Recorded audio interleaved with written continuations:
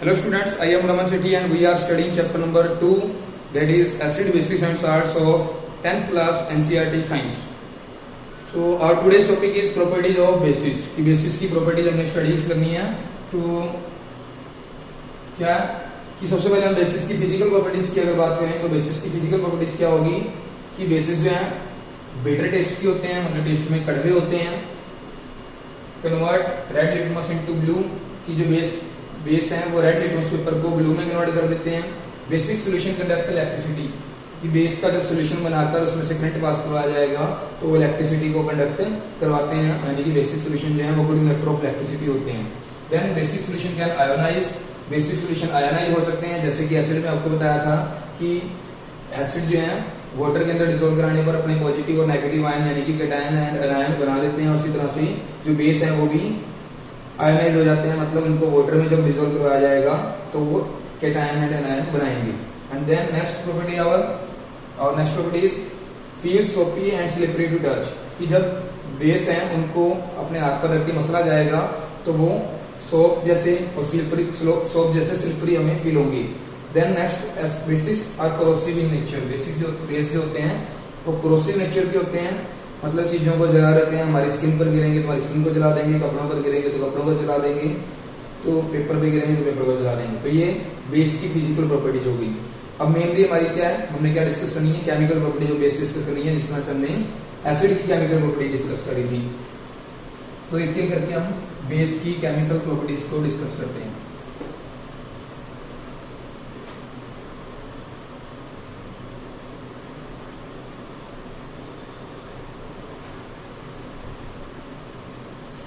Chemical properties of basis. First property है, जिस तरह से हमने एसिड की मेटल के साथ रिएक्शन शो की थी, एसिड जो है मेटल के साथ रिएक्शन करके सॉल्ट एंड हाइड्रोजन गैस बनाते हैं, उसी तरह से जो बेस होते हैं वो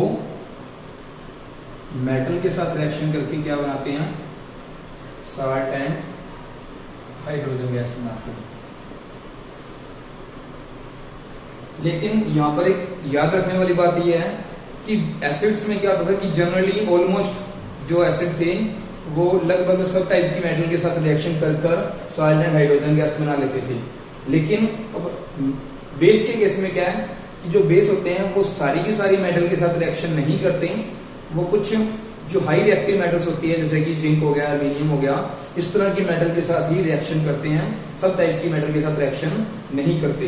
तो अब बेस की मैं आपको इस प्रॉपर्टी का एग्जांपल बताऊं तो बेस मेटल के साथ रिएक्शन करके सॉल्ट एंड हाइड्रोजन गैस बनाएंगे, ये आपको जनरल प्रॉपर्टी याद रखनी है. और इसका एग्जांपल की बात अगर हम करें तो बेस के एग्जांपल में मान लो मैंने ले लिया सोडियम हाइड्रोक्साइड NaOH. अब इसमें मेटल मैंने ऐड करता हूं, जिंक मेटल मान लो मैंने ऐड करी, तो जिंक मेटल के साथ रिएक्शन करके क्या बनेगा, तो बनेगा एक तो हाइड्रोजन गैस बननी है, हाइड्रोजन गैस के लिए आप H2 लिख दो, और सॉल्ट जो बनेगा वो क्या बनेगा, Na2ZNO2. अभी आपके पास क्या था, सोडियम हाइड्रोक्साइड नाम का बेस था, जिसकी आपने जिंक मेटल के साथ रिएक्शन करवाई तो आपको मिला Na2ZNO2. सॉल्ट का नाम क्या है, सोडियम जिंकेट. इस सॉल्ट को बोलेंगे sodium zincate plus hydrogen gas बन गई हमारे पास. ओके, एक एग्जांपल आपके पास ये हो गया. देन सेकंड एग्जांपल, आप सोडियम हाइड्रोक्साइड के साथ जिंक मेटल की बजाय एल्यूमिनियम मेटल ले सकते हो. तो जब एल्यूमिनियम मेटल होगी तो आपके पास क्या बनेगा, अब जिंक मेटल के साथ लेने पर आपको बना था सोडियम जिंकेट, अब एल्यूमिनियम के साथ लोगे तो सोडियम एल्यूमिनेट बनेगा. तो उसका फॉर्मूला होता है NaAlO2. इसको बोलेंगे sodium aluminate plus hydrogen gas बन गई. तो Al एल्यूमिनियम आपको पता है, Na सोडियम हाइड्रोक्साइड ऊपर भी लिखा हुआ है. अभी NaAlO2 साल्ट जो था वो नया साल्ट था, इसका मैंने नाम लिख दिया सोडियम एल्यूमिनेट. तो ये आपकी फर्स्ट प्रॉपर्टी कंप्लीट होगी कि जो बेस की मेटल के साथ reaction of base with metals. तो आपका क्या बन गया, जब बेस या मेटल के साथ रिएक्शन करते हैं तो salt and hydrogen gas produce करते हैं। ओके, ये आपकी फर्स्ट प्रॉपर्टी होगी। तो अगर आपको कंपैरिजन करके लिखना हो कि एसिड और बेस की केमिकल प्रॉपर्टी को कंपेयर करना हो तो आप क्या बोलोगे कि एसिड की फर्स्ट प्रॉपर्टी में आप लिख दोगे कि एसिड जो बेस के साथ रिएक्शन करके सॉल्ट एंड वाटर बनाते, सॉरी एसिड जो है वो मेटल के साथ रिएक्शन करके सॉल्ट एंड हाइड्रोजन गैस बनाते हैं, और बेस की प्रॉपर्टी में लिख दोगे कि बेस जो है वो भी मेटल के साथ रिएक्शन करके सॉल्ट एंड हाइड्रोजन गैस बनाते हैं। तो ये आपकी फर्स्ट प्रॉपर्टी होगी। इसी तरह से आपकी सेकेंड प्रॉपर्टी,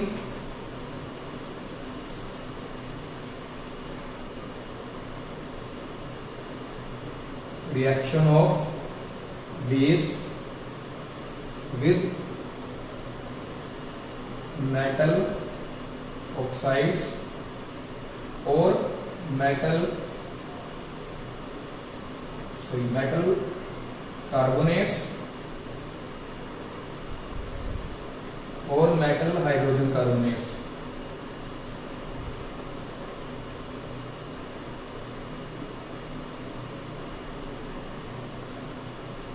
तो क्या होता है कि जब भी कोई बेस किसी मेटल कार्बोनेट या मेटल हाइड्रोजन कार्बोनेट के साथ रिएक्शन करेगा तो कुछ भी नहीं बनता, तो कोई रिएक्शन नहीं होती। तो क्या लिखोगे आप, बेस प्लस मेटल कार्बोनेट और मेटल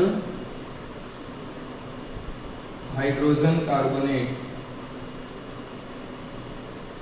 तो मिलकर क्या बनेगा, कुछ भी नहीं बनेगा। क्या लिखोगे, नो रिएक्शन।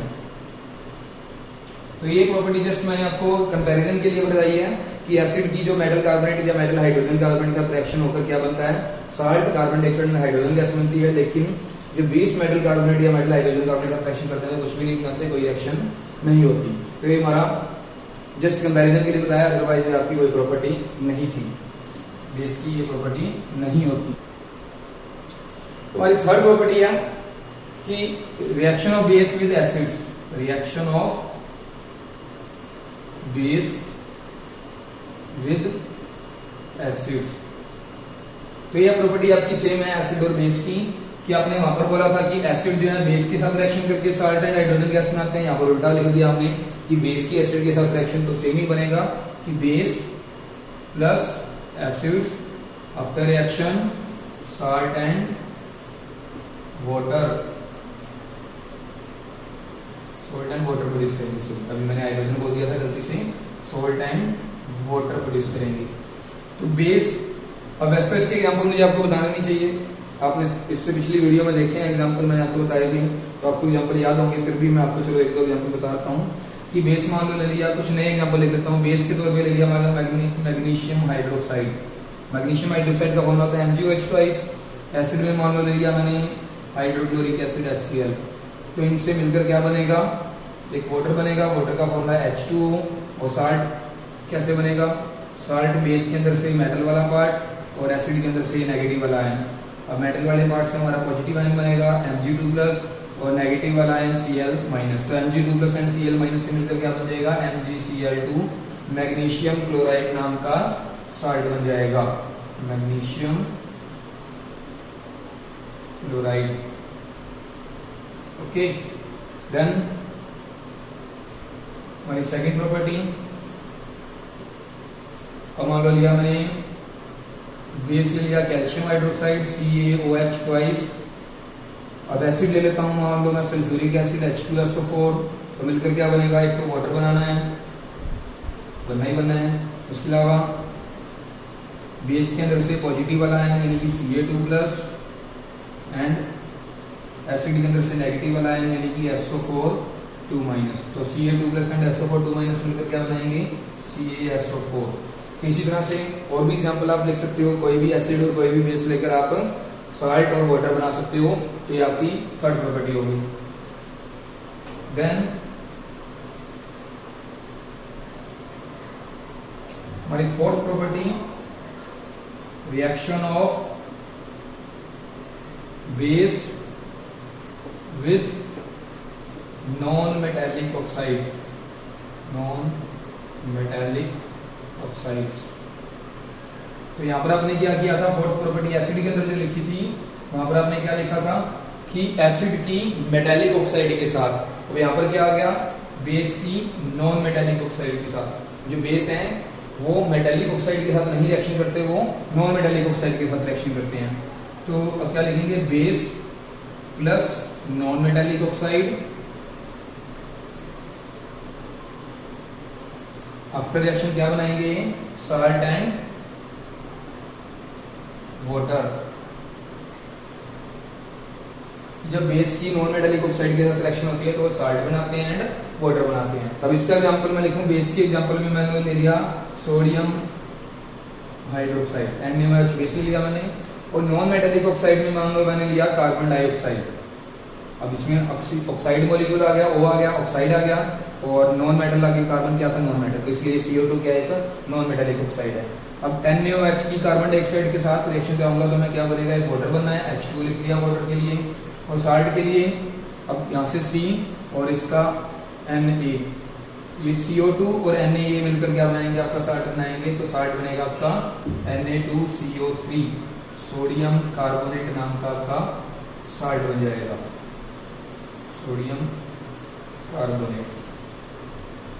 देन अगेन अगर हमने बेस लिया calcium hydroxide CaOH twice, calcium hydroxide base लिया, और carbon dioxide non metallic oxide के तौर पे ली, तो क्या बनना था, साल्ट एंड वाटर। वाटर के लिए लिख दिया मैंने H2, और साल्ट क्या बनेगा, इस CO2 से और कैल्शियम, इन सब मिलकर बनेगा साल्ट हमारा CaCO3, calcium carbonate, calcium carbonate नाम का साल्ट बन जाएगा।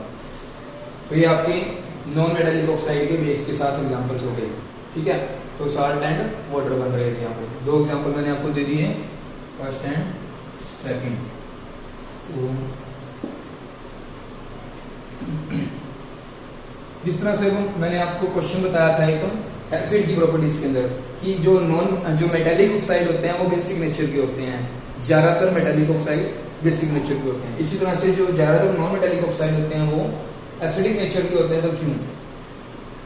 अब हमने बेस की नॉन मेटालिक ऑक्साइड के साथ रिएक्शन देखी तो क्या बना, साल्ट और वाटर। तो अगर बेस की एसिड के साथ रिएक्शन कराते थे तब क्या बनता था, तब भी सॉल्ट और वाटर ही बनता था ना, सॉल्ट प्लस वाटर।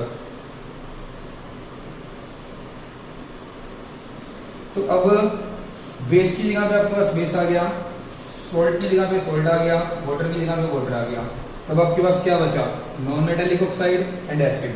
मतलब ये जो नॉन मेटालिक ऑक्साइड है वो आपका एसिड की जगह पे आ रहा है, तो इसलिए नॉन मेटालिक ऑक्साइड एसिड का रोल प्ले कर रहा है, तो नॉन मेटालिक ऑक्साइड का नेचर क्या होगा, एसिडिक नेचर होगा। तो क्या लिखोगे आप, non metallic oxides are, non metallic oxides are acidic in nature generally. अब मैंने जनरली वर्ड क्यों लिख दिया, क्योंकि सारे के सारे नॉन मेटालिक ऑक्साइड एसिडिक नहीं होते, ज्यादातर नॉन मेटालिक एसिडिक नेचर के होते हैं, लेकिन कुछ नॉन मेटालिक ऑक्साइड ऐसे भी होते हैं जो न्यूट्रल होते हैं, तो इसलिए लिखा मैंने non metallic oxide acidic nature के होते हैं जनरली। तो अब इसका अगर आपसे क्वेश्चन पूछा जाए कि why non metallic oxide are acidic in nature, तो उसका रीजन क्या बताओगे कि non metallic oxide react with base similar to the reaction of acid with base to produce salt and water, so non-metallic oxide are acidic in nature. Okay, तो ये आपकी sorry ये आपकी बेस की केमिकल प्रॉपर्टीज भी complete हो गई। तो आपकी एसिड की केमिकल प्रॉपर्टीज और एसिड की जितनी फिजिकल प्रॉपर्टीज हमने अपनी पिछली वीडियो में पूरी कर ली थी। इसी वीडियो में हमने छोटी सी वीडियो बनाई है हमने इसमें, इस वीडियो में हमने बेस की प्रॉपर्टीज पढ़ ली, बेस की फिजिकल प्रॉपर्टीज भी डिस्कस कर ली और बेस की केमिकल प्रॉपर्टीज भी डिस्कस कर ली। तो 4 प्रॉपर्टीज आपको मैंने केमिकल प्रॉपर्टीज के तौर पे बेस की एक्सप्लेन करवा दी है। तो आज के लेक्चर में इतना ही। Thank you and have a nice day.